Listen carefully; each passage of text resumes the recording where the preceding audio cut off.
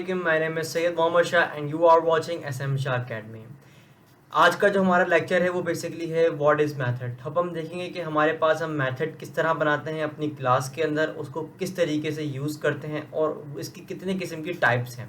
तो basically a method is a block of code और a collection of a statement और a set of code group together to perform a certain task operation it is used to achieve a reusability of a code। Basically हमारे पास क्या होता है कि हम लोग जब भी कोई मेथड बनाते हैं, कोई मेथड डिक्लेयर करते हैं अपनी क्लास के अंदर, तो वो एक तरीके का हमारे पास पीस ऑफ कोड होता है जिसको हम लोग जितनी दफ़ा चाहें उसको उतनी दफ़ा अपने मेन क्लास के अंदर कॉल करा सकते हैं या दूसरी जगह पे भी कॉल करा सकते हैं। तो बेसिकली हमारे पास अगर हम देखें कि हमारे पास एक ऑब्जेक्ट बनाने का जो तरीका क्या है वो क्या है, पहले हम यहाँ पे इस्तेमाल करते हैं एक एक्सेस स्पेसिफायर, जो कि ये बहुत ज़्यादा इंपॉर्टेंट होता है कि आप किस तरीके का मेथड बना रहे हैं या किस तरीके का हम चीज़ों को इस्तेमाल कर रहे हैं अपने मेथड के लिए।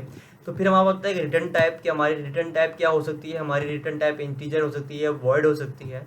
हम यहाँ पे इस्तेमाल करते हैं कि हमारे मेथड का नेम क्या है, वो सम है, ऐड है, डिवीजन है, वो किसी किस्म का कोई एल्गोरिथम है या कोई चीज़ प्रिंट कर रहा है या कोई इन्फॉर्मेशन दे रहा है।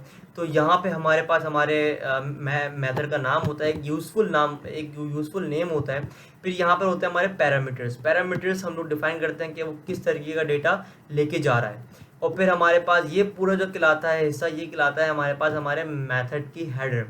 ये पूरा मेथड का हेडर होता है। फिर हमारे पास हमारे जो ब्रैकेट्स होते हैं उसके अंदर होती है हमारे पास हमारी मेथड की बॉडी, जो कि मेथड की बॉडी यहाँ पर हमारे पास हम डिफाइन करते हैं। कोई अगर हमें सम का कोई दो नंबर्स को, दो वैल्यूज़ को आपस में हमें प्लस करना है तो हम यहाँ बताते हैं, माइनस करना है तो हम बताते हैं, सारी चीज़ें हम यहाँ पे डिफाइन करते हैं, लॉजिक्स जो होती हैं हमारे पास। तो जिस तरह हमने बात की कि वहाँ पर एक्सेस स्पेसिफायर्स क्या होते हैं, तो बेसिकली हमारे पास दो किस्म के हम यहाँ पे जनरली बात करेंगे सिर्फ स्पेसिफायर्स की।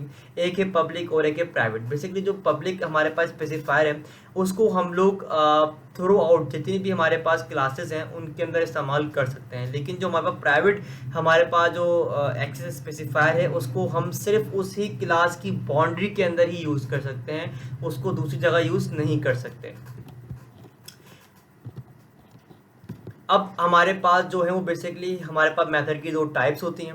एक टाइप कहलाती है प्री डिफाइंड, दूसरी टाइप है वो कहलाती है user defined. Basically pre defined क्या चीज़ होती है? प्री डिफाइंड वो हमारे पास मेथड्स होते हैं जो कि बेसिकली आपके पास ये कह सकते हैं कि जो कि जावा को पहले से पता है, ठीक है, जो हमारे जावा की जो लाइब्रेरीज़ हैं उसके अंदर पहले से ही रखे हुए हैं। जब सिर्फ हम उन्हें कॉल कराते हैं और वो हमारे लिए उस चीज़ को या उस मेथड को परफॉर्म कर देते हैं। अगर मैं यहाँ पे हमारे पास दो एग्जांपल्स दी गई हैं, एक एग्जांपल दी गई है लेंथ की, इक्वल की, कंपेयर टू और हमारे पास स्क्वायर की।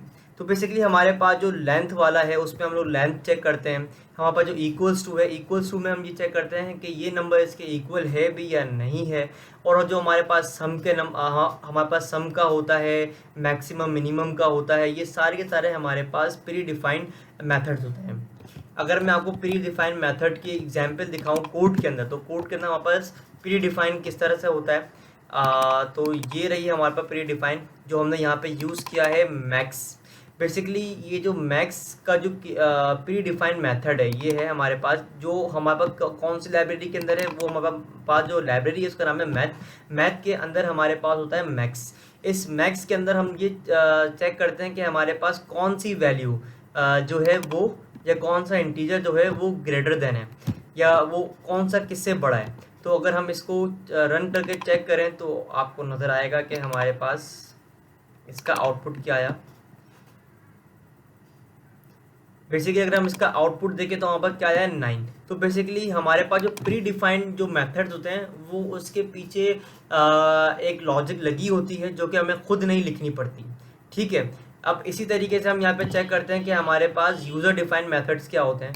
बेसिकली यूज़र डिफाइंड मेथड्स वो मेथड्स होते हैं जो कि यूज़र खुद ही डिफाइन करता है, वो उसके पूरे मेथड को बनाता है, उसको कॉल कराता है, एट देन वो टास्क जो है या वो जो आपने लॉजिक रखी है या जो आपने उसको फंक्शनैलिटी दी है वो चीज़ परफॉर्म की जाती है।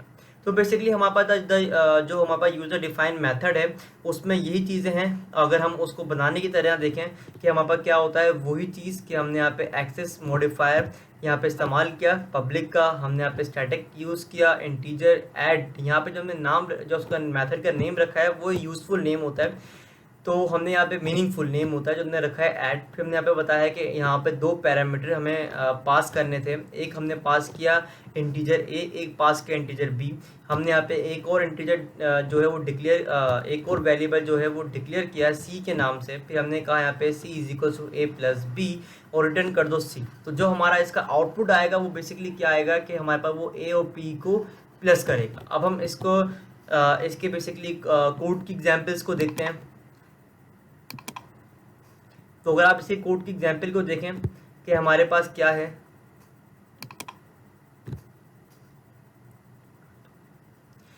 तो बेसिकली हमारे पास इसके अंदर कोड के अंदर क्या हो रहा है कि हमने यहाँ पे पहले तो आपको दिखा दूँ कि हमने यहाँ पे एक इंपोर्ट की है एक लाइब्रेरी जो कि हमारे पास स्कैनर की है। स्कैनर क्या होता है, स्कैनर बेसिकली हम तब यूज़ करते हैं जब हम लोग यूज़र से कोई इनपुट ले रहे होते हैं। और हमारे पास यहाँ पे हमारे पास क्लास थी यूज़र डिफाइन की, हमने क्लास बनाई, उसके अंदर हमारे पास एक हमने मेथड बनाया जो कि जिसका काम था ये चेक करना कि इवन नंबर कौन सा है और ऑड कौन सा है। तो यहाँ पे हमने एक इफ़ की कंडीशन इस्तेमाल की। हमने कहा कि अगर नंबर जो है जो हम यहाँ पे इनपुट लेंगे यूज़र से वो कुछ भी हो सकता है, वो 2 3 5 6 7 वो कोई भी नंबर हो सकता है। अगर वो नंबर यूज़र ने इनपुट किया तो वो उसका जो मॉडुलस है वो 2 से डिवाइड होकर 0 बना रहा है, इज इक्वल टू 0 बना रहा है, तो वो हमारे पास इवन नंबर है। अगर वो 0 नहीं है, अगर वो कोई भी नंबर आता है हमारे पास तो वो हमारे पास ऑड बन जाएगा। एल्स के अंदर हमने ये बता दी। तो फिर हमने यहाँ पे क्या किया, अब हम नीचे आते हैं तो हमारे पास मेन क्लास में क्या हुआ, मेन क्लास में हमने यहाँ पे स्कैनर के ऑब्जेक्ट को कॉल कराया या बनाया हमने यहाँ पे, ताकि हम लोग यूज़र से इनपुट ले सकें। और फिर हमने यहाँ पे एक लिखा कि इंटर योर नंबर, जो भी हम यूज़र से नंबर इंटर ले रहे हैं, जो भी हमसे नंबर ले रहे हैं इनपुट के तौर पे।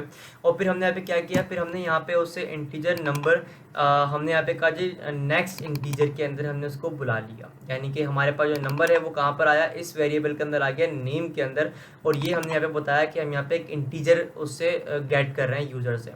फिर हमने हमारा जो हमने मेथड बनाया था उस मेथड को कॉल कराया और उसके पैरामीटर हमने कहा था नंबर, तो हमने उस नंबर को यहाँ रख दिया। और फिर उससे क्या हुआ वो हम देखते हैं कि हमारा कोड किस तरह काम कर रहा है।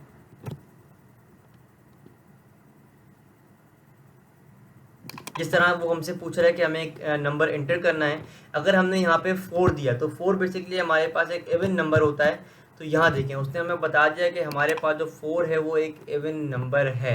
तो ये एग्जाम्पल्स हैं, ये एग्जाम्पल है, ये छोटी सी एग्जाम्पल मैंने आपको देने की कोशिश की है कि क्या हमारे हमारे पास कौन कौन से मेथड्स होते हैं। हाँ, पहला मेथड होता है प्री डिफाइंड मेथड, जो कि मैंने आपको यहाँ दिखाया, जो कि हमारे पास बिल्ट इन होते हैं। और दूसरे होता है हमारे पास यूज़र डिफाइंड मेथड, जो कि यूज़र खुद बनाता है। अब यहाँ पे आप कुछ भी कर सकते हैं, आप यहाँ पे प्लस का बना दें, यहाँ पे माइनस का बना दें, या कोई परसेंटेज का बना दें। तो ये आपके ही मुताबिक जो भी आपने यहाँ पे लॉजिक रखी होगी वो उसी के मुताबिक आपको आउटपुट प्रोवाइड करेगा। आई होप सो आपको इन दोनों के दरमियान जो फ़र्क है वो समझ में आ गया होगा। तो गाइस अभी हम लोगों ने मेथड समझ लिया, हमने ये समझ लिया कि हमारे पास यूज़र डिफाइंड और प्री डिफाइंड मेथड्स क्या होते हैं। अब हम लोग अपना खुद का एक मेथड बनाएंगे और उसे कॉल कराएंगे और देखेंगे कि वो हमारे लिए किस तरीके से कोड की रीयूजिबिलिटी को बढ़ाता है। तो हमने यहाँ पे एक हमारी क्लास है मेन क्लास, उसमें हम लोग बना रहे हैं अपना एक मेथड पब्लिक। हम यहाँ बनाएंगे स्टैटिक मेथड्स, तो इंटीजर। अब हम देंगे यहाँ पे अपने मेथड को नाम, जो कि हम दे रहे हैं ऐड। और हम इस ऐड के मेथड के अंदर 2 वेरिएबल यानी कि 2 पैरामीटर जो हैं वो हम लोग पास करेंगे, एक ए के नाम से और एक बी के नाम से। और इन दोनों के जो हमारे पास जो जब दोनों प्लस होंगे, ए और बी जब प्लस होंगे, तो हम उसका जो उसका आंसर है हम उसको रखेंगे अपने सी के अंदर। तो इंटीजर सी हमने एक वेरिएबल एक और बनाया और हमने यहाँ पे क्या किया, हमने यहाँ पे कहा जी ए को प्लस कर दीजिए बी के साथ। माय बैड, यहाँ पे हमारे पास ये दोनों जब हमारे पास ए और पी प्लस होंगे तो उसका जो आंसर है वो हमारे पास रखा जाएगा हमारे सी के अंदर। और हमने कहा जी आप रिटर्न करा दो सी को। तो हमारे पास क्या हुआ, अब हमारे पास जो सी है वो रिटर्न होगा, जो भी हमारे पास ए और बी के अंदर वैल्यू होगी वो हमारे सी के अंदर आके प्रिंट हो जाएगी जो भी हम कराएंगे आगे।